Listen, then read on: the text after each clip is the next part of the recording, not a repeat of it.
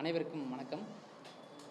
32 வருடங்களுக்கு பிறகு அமைதிப்படை படம் ரீரிலீஸ் பிளான் பண்ணிருக்கோம்.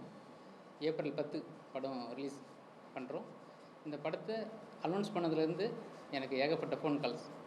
தமிழ்நாட்டில் லீடிங்கில் இருக்கிற டிஸ்ட்ரிபியூட்டர்ஸு, தேட்டர்ஸ் ஓனர்ஸு எல்லாமே எனக்கு ஃபோன் பண்ணாங்க.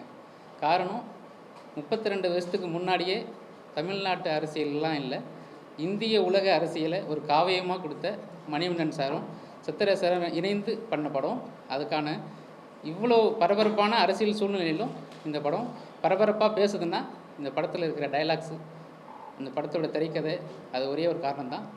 இந்த படத்தை நான் ஏன் ரிலீஸ் பண்ணுறேன்னா, இதுக்கு முன்னாடி நான் விஜய் சார் படம் மெர்சல் நான் ரிலீஸ் பண்ணேன். அதை விட கேப்டன் பிரபாகரன் பண்ணேன். அதை என்னை உலக அளவில் கொண்டு போய் சேர்த்துச்சு. அந்த ரீலீஸ் பண்ண அந்த ட்ரிக் வேறு லெவலில் இருந்தது. அதே மாதிரி இந்த அமைதிப்படை படம் அனௌன்ஸ் பண்ணதுலேருந்து தேட்டர் சைட்லேருந்து வந்த ரெஸ்பான்ஸை பார்த்துட்டு எனக்கே இப்படி ஒரு படத்தை 32 வருஷத்துக்கு முன்னாடியே எடுத்திருக்காருன்னா அவங்க எவ்வளோ பெரிய காம்பினேஷனாக இருக்கும். சத்யராஜ் சாருக்கும் மணிவண்ணன் சாருக்கும் இருக்கிற அவங்களுடைய பிணைப்பு இப்போ வரையும் அது நம்மளுக்கு ரொம்ப பெருமைப்படுத்துது. அதே மாதிரி எனக்கு ஏன் இந்த படத்தில் நான் இந்த படத்துக்கு உள்ளே வந்தேன்னா, மணிவண்ணன் சாரோட ஃபேமிலி தான் நானும். எல்லாருமே அப்பா அப்பான்னு தான் கூப்பிடுவாங்க. நான் ஒரு உதவி இயக்குனராக மயன் குடும்பத்தில் வேலை செய்யும்போது 32 நாள் அவரோட நான் பயணிச்சிருக்கிறேன். ஒரே ரூமில் 32 நாள் எனக்கு ஒரு சினிமா கற்றுக் கொடுத்தாரு.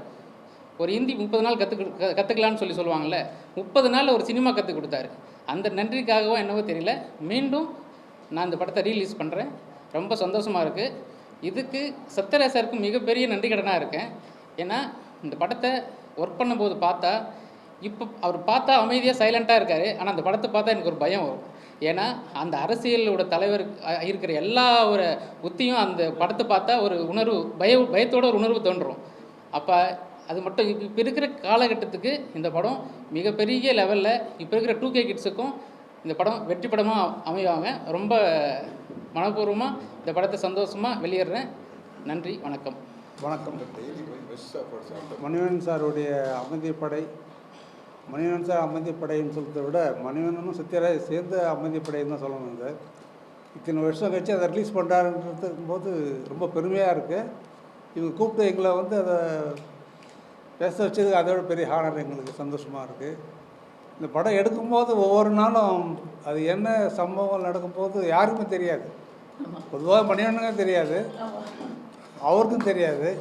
நாங்களாக போய் சண்டை போட்டு கேட்டுருப்போம், என்ன பண்ண போகிறேன் ஏதுன்னு கேட்டால் தான் சொல்லுவார். சீனை இந்த சீன் எடுக்க போகிறோம், அந்த சீன் எடுக்க போகிறோம்வார். அது சொல்லி அந்த சீன் எடுக்கும்போது பேசிகிட்டு இருப்பாங்க ரெண்டு பேரும், சத்யராஜ் சாரும் மணிவண்ணன் சார் பேசும்போது அந்த டைலாகாக எப்படி போய் மாறும்னு தெரியாது. அவர் நாகராஜ சோழன்வார், ராஜேந்திர சோழன், அப்படியே போயிட்டே இருக்கும் அந்த கதை. யாரும் பேசும்போது ரெண்டு பேரும் சிரிச்சிடுவாங்க. அவர் மணிவண்ணன் சிரிச்சாருன்னா பொறையேறி அது 10 அடி தள்ளி போயிடுவார். தள்ளி போயிட்டு சிரிச்சிட்டு தான் வருவார். அந்த மாதிரி அவ்வளோ பெரிய அது படம் எடுக்கும்போதே தெரியும் அந்த படம் நல்லா ஓடுன்றது எல்லாருக்கும் தெரியும். ஆனால் தலைவர் மட்டும் கேட்பார், எப்போ அந்த படத்தை எப்படியாவது ஓட்டிடுங்கப்பா, ஓடிடுமா அப்படின்னு. அது இன்னும் எனக்கு ஞாபகம், நல்லா ஞாபகம் இருக்குது. அந்த மாதிரி படம் மறுபடியும் ஒர்க் பண்ணுறதுக்கும் மணிவண்ணன் சார் இல்லை, அந்த மாதிரி கதையும் பண்ணணும்னு ரொம்ப ஆசை. ஆனால் ஆள் இல்லை. அவருடைய நினைவுகள் மட்டும்தான் எங்களுக்கு இருக்குது. நான் வீட்டில் இருந்த நாட்களை விட அவரோடு இருந்த நாட்களில் ரொம்ப அதிகம். வீட்டிலே கேட்பாங்க, எங்கே போகிறேன் எங்கே வர யாருக்குமே தெரியாது, மணிவண்ணன் மட்டும்தான் தெரியும். நாங்கள் எல்லாருமே அப்படி தான், நானும் மணிவண்ணன், சங்கர், பாலு எல்லாமே அப்படி தான் இருப்போம் எல்லாருமே. மறுபடியும் இந்த நினைவுகளுக்கு பயந்தது ரொம்ப நன்றி. தேங்க்யூ. என் பேர் பாலச்சந்திரன், இந்த படத்துடைய ப்ரொடியூசரு. இதுக்கப்புறம் நாம் இருவர் நமக்கு இருவர்னு ஒரு படம் பண்ணியிருக்கேன். பட் இந்த படம் போய் அசம்பிள் பண்ணி ஷூட்டிங் எடுக்கிறப்போ ஒரு 10 நாள் எடுத்துகிட்டு ஃபோட்டோ ப்ளோப்பெல்லாம் போட்டு ஏதாவது பண்ணிடுவோன்னு சொல்லிட்டு தான் தலைவர்கிட்ட போய் கேட்டேன். சரி தலைவரை பண்ணுங்க அப்படின்னாரு. ஆனால் சிங்கிள் ஷெட்யூல் 79 நாள் முடித்து வெற்றிகரமாக வந்தோம். ஆனால் அந்த படம் ரிலீஸ் அப்போது ப்ரெஸ் மீட்டு அதுக்கு அந்த பெரிய ரெஸ்பான்ஸ் அன்றைக்கி இல்லை ரிலீஸ் முதல்ல. ஆனால் இன்றைக்கி ரீரிலீஸ் 32 வருஷம் கழிச்சு இவ்வளோ இதாக இருக்குங்கிறது ரொம்ப சந்தோஷமாக இருக்குது. நன்றி. இந்த படத்தில் சாருக்கு தலைவர் கேரக்டர் 2 டியர் கேரக்டர். ஆனால் இதில் சிங்கிள் ஷாட்டு கூட மாஸ்க் பண்ணாமல் ஒரே கேமராவில் 2 கேரக்டர் படம் முழுக்க எடுத்துக்காரு. ஒரு சீனு 2 சீன் இல்லை, கிட்டத்தட்ட பிகினிங்லேருந்து எண்டு முடிய மாஸ்கே இல்லாமல். இப்போ சிஜி இருக்குது, கிராஃபிக்ஸ் இருக்குது, முழு மேட்டு க்ரீன் மேட் என்னென்னமோ இருக்குது. ஆனால் அந்த அந்த விவரம் ஒன்றும் இல்லை, இருந்தால் வேணான்ட்டு சிங்கிள் ஷர்ட்டில் இருக்க சிங்கிள் காலை வச்சு தான் இருப்பார். மானிட்டர் பார்க்க மாட்டார், ஒரு ஜட்ஜ்மெண்ட் தான். அவரை மாதிரி ட்ராலி தள்ளுறதுக்கு வேறு யாருமே கிடையாது. கேமரா டைரக்ஷன் பண்ணுவார், ட்ராலியும் தள்ளுவார். ட்ராலி தள்ளும்போது ஜூம் போகிறதுக்கு கையை இப்படி தான் சொல்லுவார். இந்த சவுண்டு கேட்டால் ஜூம் போகணும், இந்த சவுண்டு கேட்டால் ஜூம் பண்ணிக்கணும். இப்படியே தான் 60 நாள் ஷூட்டிங்கு, ஒரு 25 லொக்கேஷன் இருக்கும். ஷூட்டிங் ஆரம்பிக்கிற போது கூட எனக்கு பார்த்ததே கிடையாது. எங்களை விட்டு காமிக்க மாட்டார், என்னன்னு சொல்லவும் மாட்டார். காலங்கட்ட இறங்கணும், இறங்கணும் இதாண்டா கசு இது ரஞ்சிதா வந்து பொண்ணு பார்க்க தலைவர் பொண்ணு பார்க்க வராரு. அதுலேருந்து சரி என்னடா. அதுக்கப்புறம் ஒரு ஃபைட்டு வரும். அதுக்கு அடுத்த நாள் வந்து சீன் எடுத்தார். கஸ்தூரி ஃபோட்டோ தூக்கி தலைவர் எங்குவார். அது காந்திமதி அக்காவும் சிஸ்டர் காரில் வந்து என்னன்னு கேட்டால் யார் என் அப்பா அப்போ வந்து தெரிஞ்சுக்கிட்டோம். கஸ்தூரி வந்து சாரோட அம்மா கேரக்டர்னு. இப்படியே ஒவ்வொரு நாள் கதையை கொஞ்சம் கொஞ்சமாக புரிஞ்சு அப்படியே வந்துட்டு இருந்தோம். எல்லாம் போயிட்டு இருந்தது. கிளைமேக்ஸ் எடுத்தார். கிட்ட 15 நைட்டு 20 நைட்டு இருக்கும். பொள்ளாச்சிலேருந்து கொல்லங்கோடு கேரளா பார்டர் ஒரு லொக்கேஷன் பங்களா பேலஸு. அந்த வீடு ஃபுல்லாக விளக்கு ஏற்றணும், அகல் விளக்கு. அந்த ஃப்ளேம்லேயே ஃபைட்டு. சரி வீட்டு உள்ளார ஃபைட்டை சரி எடுத்தாச்சு. ஒரு 10 நாள் எடுத்தால் முடிஞ்சு போச்சு, சந்தோஷம் பண்ணோம். வெளியில் எஸ்டிஎலுக்கு வந்தார். திருப்பி ஓடு மேலாம் கொடுத்த சொல்கிறார். ஓடு சரி, தின்னு சரி, அது ஓகே. ஓட்டு மேலே ஏறிக்குமா வந்து மேலேருந்து ஏறி ஒரு அசிஸ்டன்ட் கீழே விழுந்து அடிபட்டு 15 நாள் ஹாஸ்பிட்டலில் இருந்தார் காந்தி நகர். அதை விட அவர் என்ன நினைக்கிறாரோ அதே இவங்க இன்ட்ரொடக்ஷன் செய்யுது. ஒரு குளத்துக்கரையில் இன்ட்ரொடக்ஷன் இவங்க வருவாங்க, விளக்கு எடுத்துருவாங்க. கரை ஃபுல்லாக அகல் விளக்கு இருக்கணும். இவர் என்ன வாங்கியே கஷ்டப்பட்டார். ஆதார் அவ்வளோ எண்ணெய் டின்னா வந்து இறங்கிட்டு இருக்கும். ஆனால் எதுவுமே தெரியாது. ஒரு டைலாக் தெரியாது. அப்பா கேரக்டர் யார், அம்மா கேரக்டர் யார், சாருக்கும் அப்பா பிள்ளைன்னு தெரியாது. பட் வந்து பூஜை மட்டும் ஆஃபீஸில் போட்டோம். அந்த கெட்டப் ஸ்டில் எடுத்தாங்க. ஒரு நாள் இது கேமராவுக்கு ஷூட் பண்ணி பார்த்தோம். அந்த கெட்டப் ரொம்ப நல்லா இருந்தது. போஸ்ட்டு போட்டாங்க. படம் நல்லா போச்சு. அதுக்கான ஷூட்டிங் போனோம். இப்போ அந்த படம் திருப்பி ரீரிலீஸுக்கு போது கார்த்திக் அவருக்கு ரொம்ப தேங்க்ஸ். ரொம்ப நல்லா வரணும், நல்லா வரும். அதுக்கு இன்னும் நிறையா சொல்லலாம். அந்த ஷூட்டிங் எனக்கு டைம் இல்லை. Okay, thank you. அமைதிப்படை ரீரிலீஸ் அப்படிங்கிறது வந்து ஒரு சர்ரியல் எக்ஸ்பீரியன்ஸாக இருக்குது. இது வந்து 32 ஆண்டுகளுக்கு முன்னாடி எனக்கு சினிமாக்காரங்களுக்கு வந்து தீபாவளி, பொங்கல், ராமநவமிலாம் கிடையாது. சினிமா ரிலீஸ் தான் வந்து எங்களுக்கு வந்து திருவிழா. அதே போல் தான் உங்களுக்கு மீடியாவுக்கும் அன்றைக்கி தான் வந்து ஒரு பயங்கர ஸ்பெஷலாக இருக்கும். இது வந்து the sweetest Pongal I have experienced is 94 Pongal. ஊடக நண்பர்களுக்கு வணக்கம். கார்த்திக் சார், உங்களுக்கு என்னுடைய மனமார்ந்த நன்றிகள். மணிவண்ணனின் அமைதிப்படை அதுதான்.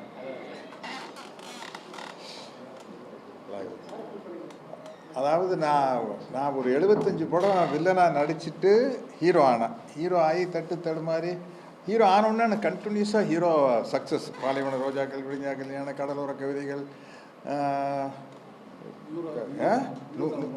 எல்லாம் ஹிட்டு அடித்து ரொம்ப பீக்கு வந்து வால்டர் வெற்றிவேல். அது வந்து ஒரு 200 நாள் ஓடிடுச்சு நம்ம மாஸ்டர் கூட. அதுக்கப்புறம் உடன்பிறப்பு ஆக்ட் பண்ண ஆரம்பிச்சோம். உடன்பிறப்பு ஷூட்டிங் நடக்கையில் தான் மணிவண்ணன் சார் வந்து இப்படி இந்த கதை அப்படின்னு நம்ம வீட்டுக்கு வந்து சொன்னார். நான் சொன்னேன், சார் தலைவரை ரொம்ப கஷ்டப்பட்டு ஹீரோ ஆகிருக்கிற நீங்கள் தான் எனக்கு லைஃப் கொடுத்தீங்க, மறுபடியும் இந்த வில்லன் சத்யராஜ் ஞாபகப்படுத்தணுமா அப்படின்னு. இல்லை தலைவரை நீங்கள் கதை கேளுங்க அப்படின்னாரு. கதையை கேட்டு அந்த எலெக்ஷன் ரிசல்ட் வரையில பின்னாடி தள்ளி உட்கார சீன் வந்தோன்னே ஓகே தலைவரை டன், இந்த படம் பண்ணுறோம் அப்படின்னு ஒத்துக்கிட்டேன். இந்த படம் வந்து அன்னைக்கே வந்து பெரிய ரீச் ஆகி தலைவர் வந்து இதுவும் 200 நாள் ஓடிச்சுன்னு நினைக்கிறேன். இல்லை, நம்மளுக்கு விளம்பரமே வந்தது 200வது நாள் விளம்பரமே வந்தது. அப்புறம் தலைவர் வந்து இவங்கெல்லாம் சங்கர், செந்தில்குமார் எல்லாம் பாலெல்லாம் இருக்கிறாங்களே, இவங்கெல்லாம் கலையெல்லாம் வந்து அப்படி மின்னல் வேகத்தில் வேலை செய்கிறாங்க. 100வது நாளுங்கிற ஒரு படம் 18 நாளில் எடுத்துட்டோம். ஆனால் ஒரு 36 கால் ஷீட் இருக்கும் போட்டு கால் 30 டே நைட்டு வச்சு நொங்கி 18 நாளில் 100வது நாள் படம் எடுத்தோம். இந்த படம் வந்து 70 நாள் எடுக்கிறேங்க அமைதிப்படையை பொள்ளாச்சியில். இந்த ஹீரோ சத்யராஜ், வில்லன் சத்யராஜை பார்க்குறதுக்கு அந்த ஊருக்கு வர்றதுக்கு ஒரு ரீசன் வேணும். அதுக்கு வந்து ஒரு ஜாதி கலவரம். இது வந்து சும்மா ஒரு நாம்கே வாசி ஒரு நாள் ஷூட்டிங் எடுத்தால் போதும். அதை ஒரு 12 நாள் எடுக்கிறாரு. நூற்றுக்கணக்கில் ஆயிரக்கணக்கில் ஜூனியர் ஆர்டிஸ்ட்டு. நான் சொன்னேன், எதுக்கு தலைவரே சொந்த படம் எதுக்கு இப்படி செலவு பண்ணுறீங்க? இல்லை தலைவரே, நாங்கள் அனௌன்ஸ் பண்ணோன்னா கண்ணா பின்னாடி விலைக்கு விற்றுட்டேன். இதை 30 நாள் 40 நாள் எடுத்தால் நம்மளை போய் தப்பாக நினச்சிக்குவாங்க. அதுக்காக 70 நாள் எடுக்கிறாரு. ஏங்க அதுக்காக ஒரு 70 நாள் எடுப்பார். திருமூர்த்தி மலையில் போயிட்டு அது அந்த ஃபைட் ஒரு 18 நாள். அவர் அப்படி எடுக்கவே மாட்டார். 24 மணி நேரம் 100வது நாள் எல்லாம் 30 நாள் 35 நாளைக்கு மேலே மணிவண்ணன் சார் படமே எடுக்க மாட்டார். ஏன்னா எல்லாருமே ஸ்பீடு இது எடுக்கிறாங்க. எடுத்து அப்புறம் எல்லாமே இந்த படத்தில் ப்ளஸ் ஆனது அந்த தாயம்மாங்கிற பேர் கஸ்தூரி பண்ணாங்க. அது பயங்கர ஃபேமஸ் ஆகி ஒரு சீனில் சுஜாதாவை கல்யாணம் பண்ணுறதுக்காக பிளான் பண்ணியில் இந்த தாயம்மா அப்படின்னு சுஜாதாமாவோட அப்பாவை நடிக்கிறவர் கேட்டுருவார், என்னங்க ஒன்றும் இல்லைங்க தம்பி, தாயினாலும் அம்மாவினாலும் ஒன்றானுங்க வர. இப்படி சீனுக்கு சீன் சொல்லிக்கிட்டே போகலாம். அத்தனை பேரும் அப்போ அவ்வளோ பேர் பிரமாதமாக ஆக்ட் பண்ண ஒரு படம், ஒரு கல்ட் ஃபிலிம். அமைதிப்படைக்கு முன்னும் பின்னும் அப்படி படம் வரல. ஏன்னா இன்றைக்கி இருக்கிற காலகட்டத்தில் இப்படி ஒரு படம் எடுக்கிறது சிரமம். சென்சாரில் பல சீன்ஸ் விட மாட்டாங்க. அதனால் இன்றைக்கி நல்ல கார்த்திக் சார் இப்போ பெரிய கோல் போட போகிறீங்க, ஏன்னா பெரிய பெரிய டிஸ்ட்ரிபியூட்டர் தான் உங்கள்கிட்ட கேட்டிருக்காங்க. அதனால் அது ஏற்கனவே எடுத்த படமாக இருக்கிறங்காட்டி அப்படியே நம்மளால் கொண்டு போய் ரிலீஸ் பண்ண முடியுது. அதுதான் இந்த படத்தினுடைய பெரிய ப்ளஸ்ஸு. பல நினைவுகள். இது இந்த படத்துக்கு ஏன் பெரிய ஓப்பனிங் இருக்குன்னா, எனக்கு 2K கிட்ஸ் எல்லாம் இப்போ எனக்கு ஃபேன் கிடையாது. இப்போ நான் 20 வருஷமாக கேரக்டர் ரோல் பண்ணிட்டு இருக்கேன். நான் ஹீரோவும் கிடையாது. பட் சத்யராஜ் இல்லை அதெல்லாம் இருக்குது. பட் இருந்தாலும் அமைதிப்படைக்கு தனி ஃபேன்ஸ் இருக்கிறாங்க. அதுதான் அது வேற லெவல். நீ வேற பேசும்போது எல்லாரும் இருக்கிறோம், ஒருத்தர் கைலாசம் இல்லை அது ஓகே, நம்மளுக்கு சந்தோஷம்தான். இந்த இந்த இல்லை ரஞ்சிதா ட்ரை பண்ணீங்களா? ஓ சரி இல்லை சந்தோஷம்தான். கைலாசாங்கிற ஒரு நாடு இருக்குதுங்கிறாங்க. அது உண்மையா பொய்யான்னு தெரியல. கைலாசான்னு ஒரு நாடு இருக்குது, அந்த நாட்டில் தான் ரஞ்சிதா இருக்கான்னு சொல்கிறாங்க. சில பேர் அவங்க தான் அந்த படம், அவங்க தான் கைலாசாக்கு பிரைம் மினிஸ்டர்னு வேறு சொல்கிறாங்க. அப்போ நம்மளுக்கு என்ன சந்தோஷமாக இருந்ததுன்னா, சிஎம் நடித்த படங்க இருக்குது. இப்போ உதாரணத்துக்கு எங்கள் தங்கம் படத்தில் 3 சிஎம் இருக்கிறாங்க. கலைஞர் இருக்கார், புரட்சி தலைவர் hero, Jayalalithaa madam heroine. So 3 CM ஒரு படத்தில் இருக்கிறாங்க. அதே மாதிரி நாம் படத்தில் கலைஞர் வசனம், தலைவர் ஹீரோ, ஜானகி அம்மா ஹீரோயின். ஸோ 3 ஹீரோ ஒரே படத்தில் இருக்கிறாங்க. இது உண்மைனா பிஎம் நடித்த ஒரே படம் அமைதி படம். வேற உலகத்திலேயே வேற படம் இல்லைன்னு சொல்லிக்கலாம். தெரியல அது உண்மையா பொய்யான்னு தெரியல. இருந்தால் 2 வகையிலேயும் சந்தோஷம். அப்படி ஒருத்தர் நம்ம படத்தில் நடிச்சிருக்காங்க. அவங்க ஒரு பெரிய லெவல் இருக்கிறாங்க அப்படிங்கிறது ரொம்ப மகிழ்ச்சியான விஷயம்தான். இந்த படத்தினுடைய ரிலீஸுக்காக நானும் வெயிட் பண்ணிட்டுருக்கிறேன். பல பசுமையான நினைவுகள். விடி ஷூட்டிங் நடக்கும். அப்போ பொள்ளாச்சியில் அட் அ டைமில் ஒரே லாட்ஜில் விஜயகாந்த் சார், நான், பிரபு சார், கார்த்திக் சார் 4 பேர் படம் ஷூட்டிங் ஒன்றா நடக்கும். அந்த 3 ஷூட் ரூம் இருக்குது. அது ஆளாளுக்கு ஒரு ஷூட் ரூம். நாங்கள்லாம் விடிய நைட் ஷூட்டிங் போட்டிருந்தோம். நான் வெளியில் என் ரூமுக்கு வெளியே பேனா பெருசாக ஸ்கெட்ச் பண்ணில் எழுதி விட்டிருவேன், இரவு முழுக்க படப்பிடிப்பு, தயவு செய்து யாரும் தொந்தரவு செய்யாது. என்னென்னா இப்போ ப்ளூ மவுண்ட்லேருந்து தான் வருவோம். இறங்கினோன்னே சப்போஸ் விஜயகாந்த் சார் இருந்தாருன்னா நான் ப்ளூ மவுண்டில் இறங்கி ஒரு 7 மணிக்கு போகல, எந்த ரூமியாக இருக்காது கேப்டனு அப்படின்னு இந்த போய் கதவு தட்டிடுவேன். விஜய் சத்யராஜ் என்ன பண்ணிருக்கீங்க அப்படின்னு. அதே மாதிரி அவர் வந்தார் கதவு தட்டிடுவார், பிரபு வந்தாலும் கதவு தட்டுவார், கார்த்திக் வந்தாலும் கதவு தட்டுவார். நாங்கள் போய் படுக்கிறத காலையில் 7 மணிக்கு கொல்லங்கூடில் ஷூட்டிங் முடிச்சு. ஸோ காலையில் ஃபுல்லாக தூங்கினா தான் நைட்டு போய் ஒர்க் பண்ண முடியும். அப்படி எல்லாம் எல்லாம் ஒன்றா இருந்து எடுத்த படம். இந்த படத்தில் 2 விஷயம், ஒரு 3 விஷயம். சிவாஜி சார் இந்த படம் பார்த்துட்டு நம்ம முக்தா ஃபிலிம்ஸ் ஸ்ரீனிவாஸ் சார் தியேட்டரில் தான் போட்டோம்.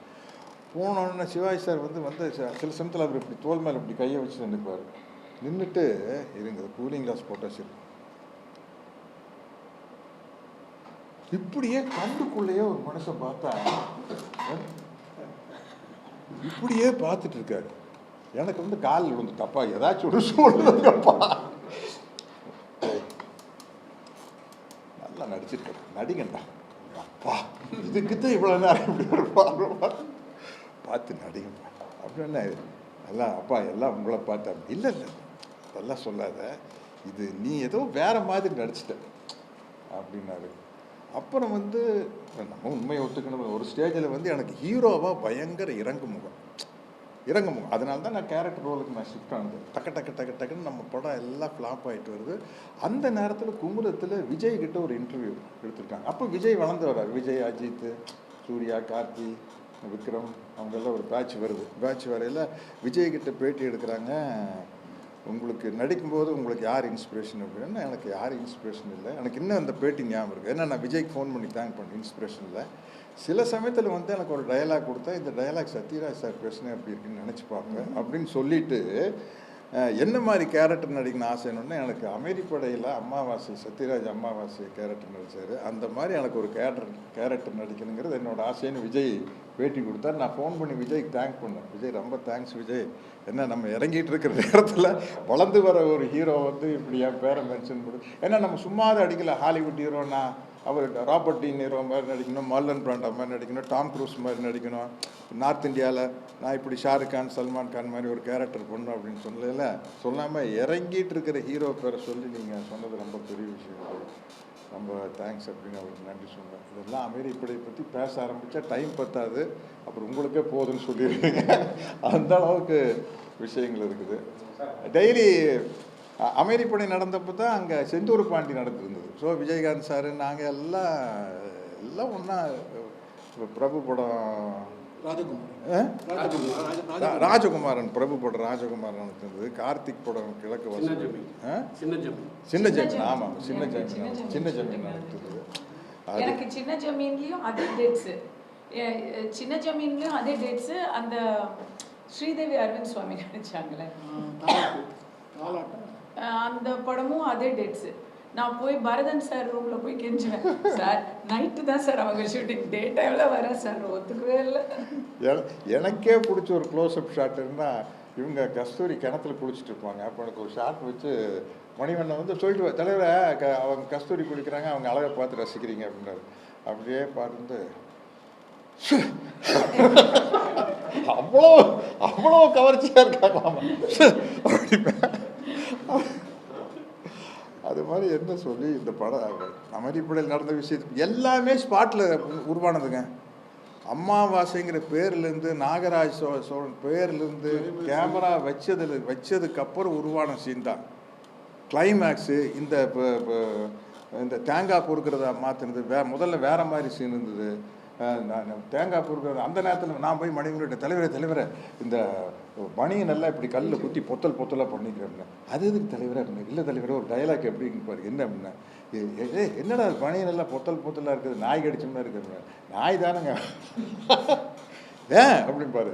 நேற்று உங்களை மாதிரி வந்து ஒருத்தர் தேங்காய் உடைச்சாருங்க, நான் தேங்காய் பொறுக்கிறது நம்மளுக்கு நாய்க்கு சண்டைங்க. நாய் ஜெயிச்சிருச்சாக்கே அப்படிங்கிறது. இல்லைங்க நான் தானுங்க ஜெயிச்சேன். அப்படி நாய் கொண்டு போட்டுனுங்க, எவனாச்சும் வந்து நாயை கொல்ல போனோம். நாம முன்னுக்கு பிறந்த நாய் என்னங்க மனுஷன்னு.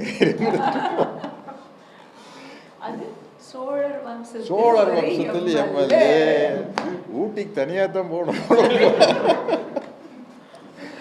அது எலெக்ஷன் சீசனில் சும்மா பாருங்க, ஆர்ட் டைரக்டர் கலை இன்னைக்கு வந்து நம்ம என்னென்னமோ செட்டு போடணும்னு சொல்கிறோம். சும்மா நமக்கு சக்தி ஹோட்டல் மாடியில் வச்சு, சக்தி ஹோட்டல் மாடியில் தான் பெரிய வரலாறு படைச்ச ஒரு சீன் எங்கன்னா சக்தி ஹோட்டல் மாடியில். அது மாதிரி என்ன பேசிட்டே போனோம். எதுங்க? ஆமாம், அந்த அந்த கொல்லங்கோடில் ஒரு குளம் இருக்குது. அப்போல்லாம் வந்து கேரளாவில் வந்து பெரிய பெரிய வீட்டில் வந்து வீட்டை ஒட்டியே குளம் இருக்கும். அவங்க அங்கே தான் குளிப்பாங்க. இது கொல்லங்கோடு ராஜாவோட பேலஸு. அப்போ நமக்கு தெரியாது, லொக்கேஷன் போனால் தானே இவர் சீன் சொல்லுவார். தலைவர் என்ன தலைவர் சீன் அப்படின்னா, நீங்கள் குளிக்கிறீங்க தலைவரை, நான் முருகு தேய்ச்சி விட்றேன். தலைவரை படத்தில் 3 ஹீரோயின் நீங்கள் தான் முதுகு தேய்க்கணும், சுஜாதாமா விட்டுருங்க, இவங்க 2 பேர் இருக்கிறாங்கல்ல கஸ்தூரி ரஞ்சிதா, இவர் எதுக்கு எனக்கு முதுகு தேய்க்கணும்? இல்லை தலைவராக நீங்கள் குளிக்கிறீங்க, நம்ம சரி தேய்ங்க அப்படின்னா, அண்ணா நம்மளுக்கு இந்த தடவை சீட்டு கிடைக்குமான்னு சந்தேகங்கண்ணா அப்படின்னா, அப்படியே கிடைச்சாலும் ஜனங்க யாரும் ஓட்டு போடுறதே இல்லைங்க. ஏன் மணியா, நான் ஒன்றுமே பண்ணலையே. அதுதானே ஏதாச்சும் பண்ணா தானே போடுவான், ஒன்றுமே பண்ண. அப்புறம் வந்து வேட்டி முடிச்சுட்டு அண்டர் வேற கழுத்து கீழே போட்டேன்னா ஒருத்தர் எடுக்க இவ்வளோ வருஷமாக கட்சியில் நான் இருக்கிற முன்னேற எடுக்க சொன்னேன் அண்டர் வேற அப்படிங்க. என்ன சண்டை பாருங்க. இல்லைங்கண்ணா, நான் கட்சியில் சீனியர் மெம்பரு, உங்கள் அண்டர் வேற போய் அவன் துவைக்கிறேன்னு சொல்கிறேன். அப்புறம் இப்போ என்னமோ சொல்லிட்டு இருந்தீங்களே அப்படின்னா, அண்ணா சண்டை போட்டதில் விட்டு அடிச்சிட்டோம்னா, ஓ சண்டை போட்டோம்னா அப்போ எல்லாம் மறந்து போக அப்படின்னு சொல்லி தான் இந்த ஜாதி கலவரத்தை உருவாக்குவோம். இப்படி சொல்லிட்டே போல. மணிவண்ணன் சார் வந்து பகுத்தறிவு வந்து மேலே சொன்னாங்க. பகுத்தறிவு வந்து கற்றுக் கொடுத்தாரு. நீங்களும் பண்ணீங்க. உங்கள்கிட்ட உள்ள பகுத்தறிவு அவங்க வேற போயிட்டாங்க, சீமான் சார் வேற. இல்லை அது என்னன்னு கேட்டிங்கன்னா, ஐடியாலஜிங்கிறது வந்து நான் இன்னைக்கு சொல்கிறேன். இந்த ரூமில் எத்தனை பேர் இருக்கிறோம்?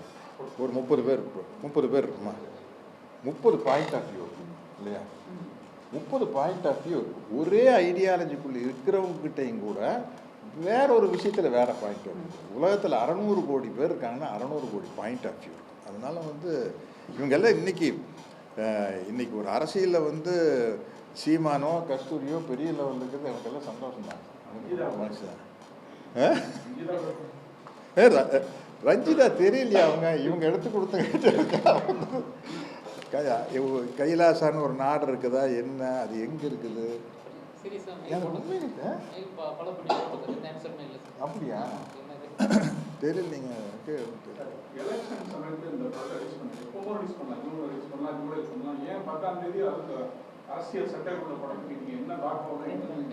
காசு பார்க்கத்தான் இப்போ ரிலீஸ் பண்ணா தானே காசு பார்க்கலாம். இல்லை உண்மையிலேயே அவருக்கு அது பெரிய ஹிட்டாக. ஏன்னா பெரிய பெரிய டிஸ்ட்ரிபியூட்டர்ஸ் இருந்து அப்ரோச் பெரிய அப்ரோச் இந்த படத்துக்கு இல்லை வெரி அன்எக்ஸ்பெக்டட். ரொம்ப பெரிய ரெஸ்பான்ஸ் பெரிய ரெஸ்பான்ஸ். நம்ம இந்த அமைதிப்படை படத்துக்காக முன்னாடி வர படத்தை போடாமல் வெயிட் பண்ணுறாங்க. அதுக்கு என்ன காரணம்? இப்போ இருக்கிற அரசியல் சூழ்நிலை. இந்த படத்தில் 10 கட்சிக்கு 5 சீன் இருக்குது. இந்திய அரசியல் கட்சிக்கே சீன் இருக்குது, உலக அரசியலுக்குமே சீன் இருக்குது. அப்போவே வந்து ரஷ்யா இஸ்ரேல் பற்றி மணிவண்ணன் சார் டைலாக் பேசியிருக்காரு 32 வருஷத்துக்கு முன்னாடியே. ஆனால் இப்போ அது எப்படி பொருந்ததுன்னா அது ஒரே ஒரு மகான் மணிவண்ணன் சார் மட்டும்தான். ஆமாம், மணிவண்ணன். நாங்கள் எடுத்த படம் 4 மணி நேரம் ஓடிச்சு. டபுள் பாஸ் எது தலைவர்? 20. அந்த மீறி படம் எங்கே தலைவர் இருக்குது? ஒரு ஃபைட்டு தூக்கி ஒரு சாங்கை தூக்கி அதை தூக்கி ஒரு ஃபைட்டு சாங்கை தூக்கி 23 மணி நேரம் ரேட்டிங். இந்த காலகட்டத்துக்கு டெஃபினட்டாக ரீச் ஆகுங்க. ஏன்னா உள்ள ஒரு ஜென்சி கிட்ஸு 2K கிட்ஸ் வந்து ஒரு குரூப் வந்துருச்சுன்னா அவன் உடனே செல்லில் போட்டுருவான். டே அமைதிப்படின்னு ஒரு படம் சூப்பராக இருக்குடா வந்து பாருங்கடான்னு. அது ஒரு பெரிய ப்ளஸ்ஸு. இன்றைக்கி வந்து சப்ஜெக்ட் கண்டென்ட் நல்லா இருக்கிற படம் வந்து நல்லா ஓடுறது காரணமே இன்றைக்கி சோஷியல் மீடியா தான். இப்போ ரீசெண்டாக வந்து எனக்கு தெரியும் டூரிஸ்ட் ஃபேமிலி, தாய் கிழவி, யூத்து, வேறு என்னமோ படம்லாம் வந்து வித் லவ் இதெல்லாம் வந்து உங்களுக்கு வந்து மவுத் டாக்கில் பிக்கப் ஆன படம் தான். ரிலீஸ் ஆகி அடுத்த சோஷியல் மீடியா படம் சூப்பர்னு கூட நைட் ஷோவே ஏறிடும். அது மாதிரி இந்த படத்து மேலே எனக்கு பெரிய நம்பிக்கை இருக்குது. அமைதிப்படைக்கான ரசிகர்கள் வருவாங்க. அவங்களுக்கெல்லாம் எங்கள் வயசாகிருக்கும். எனக்கு 17 வயசு ஆச்சு. எனக்கு 17 வயசு ஆச்சு. எனக்கு 17 இயர்ஸ் ஆச்சு. இப்படியும் போட்டுக்கலாம் அப்படியும் போட்டுக்கலாம். அதனால வந்து அந்த பசங்கள்லாம் வந்து பார்த்து ரசிச்சிருவாங்க. சார் நீங்கள் நல்லா அரசியல் பேசுகிறீங்க, அரசியல் நடிகர்கள். உங்களுக்கு தான் கஸ்தூரி அரசியல் பண்ணுறாங்க, உங்கள் வீட்டிலேருந்து திவ்யா அரசியல் பண்ணுறாங்க. நீங்கள் ஏன் அரசியல் பற்றி பேசிட்டே இருக்கீங்களா? இல்லை, வெறும் நம்ம சமுதாய சீர்திருத்த இயக்கத்துக்குள்ளே தான் இருக்கிறோம். அதோட ஓட்டு அரசியலுக்கு வரதில்லை. அது நம்ம ஃப்ரீயாக பேச முடியாதில்ல. அந்த கட்சி கட்டுப்பட்டு தான் பேசணும். அதெல்லாம் ஒன்று இருக்குல்ல.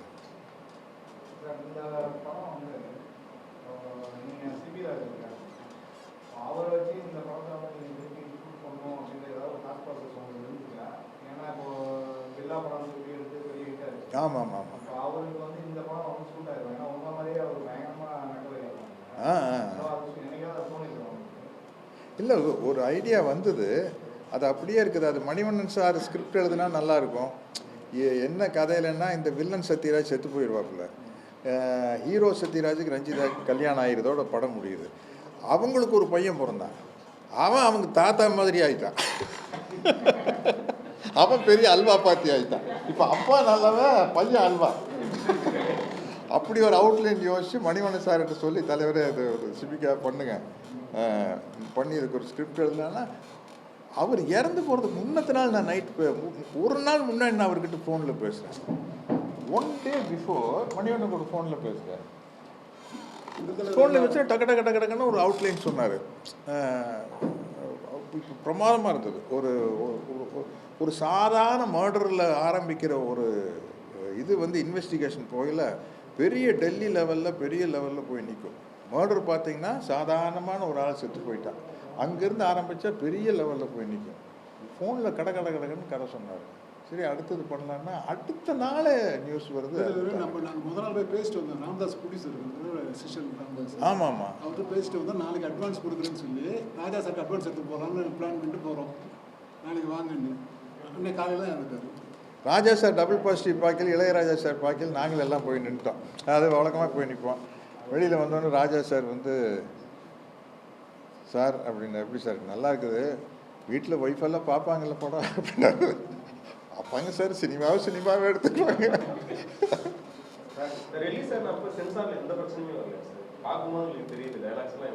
பட் அப்போ வந்து இவ்வளோ ஷார்ப்பாக வாட்ச் பண்ணல. அப்போ நானும் மணிவண்ணன் வந்து இவ்வளோ வெட்ட வெளிச்சமாக தெரியாத காலகட்டம், இந்த ஐடியாலஜிக்குள்ளே இருக்கிறோம்ட்டு பெருசாக தெரியாத காலகட்டம், சோஷியல் மீடியா இல்லாத காலகட்டம். அதனால் பல சீன்கள் பல காட்சிகள் தப்பிச்சிருச்சு. ஒன்றுமே இல்லை, ஒரே ஒரு கோபால்சாமின்னு பேர் ரசிச்சு பார்த்தேன். எல்லாரும் ரசிச்சு பார்த்தாங்க. ஆமாம், நம்ம அமைதிப்படை முடிஞ்சு தோழர் பாண்டியன் வந்து அந்த பொள்ளாச்சியிலேருந்து சர்க்கார் பதி போகிற ரோட்டில் எடுத்துகிட்டு இருக்கிறோம். எடுத்துகிட்டு தடவை 4 பேர் வந்தாங்க. என்ன நம்ம பொள்ளாச்சி எம்எல்ஏ வந்திருக்காருங்க பார்க்கணுங்கிறாரு. என்னடா அது அப்பா போச்சு, என்ன அமைதிப்படை ரிலீஸ் ஆகி ஓஹோன்னு ஓடிட்டு இருக்குது. நீ அவர் என்ன கேட்பாரு அப்படின்னு நினச்சா வந்தார். நேராக வந்தார்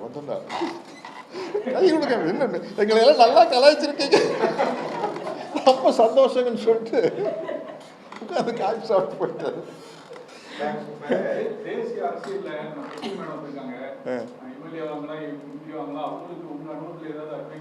என்னுடைய நல்ல நண்பர் அப்படிங்கிற முறையில் வந்து அவங்களுக்கு எந்த பதவி கிடைச்சாலும் என்னுடைய வாழ்த்துக்கள். பெருசாக வரணும்னு ஆசைப்படுறேன்.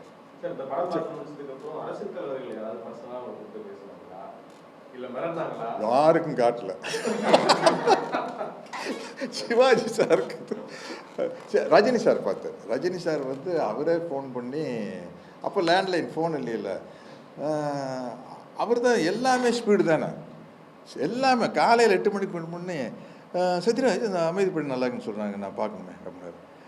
சொல்லுங்கள் சார் எப்போ போகல, இப்போ காலையில் 10 மணிக்கு. இப்போ சார் எங்கே சார், ஏதாச்சும் மேனா தியேட்டர், எந்த தியேட்டருக்காக கூப்பிடுறேன். உடனே மேனா தியேட்டர் அப்போ இருந்தது. ஃபோன் பண்ணோன்னா மேனா தியேட்டரில் படத்தை போட்டாச்சு. மணிவண்ணன் சார் சொல்லி பிரிண்ட்டு வந்துருச்சு. எப்போ சார் வந்துடு, நான் ஒரு 10 மணிக்கு வந்துடுறேன் அப்படின்னாரு. போய் நானும் மணிவண்ணன் 10 மணிக்கு வர படம் ஓடிட்டு இருக்குது. இவர் லதா மேடம் உட்காந்து படம் பார்த்துட்டு இருக்கிறாங்க. தடத்தடன்னு வந்து 9:45 படத்தை ஆரம்பிச்சிட்டாங்க. ஆரம்பித்து வெளியில் வந்து 150 ரூபா ப்ரிவியூ ஷோ வந்து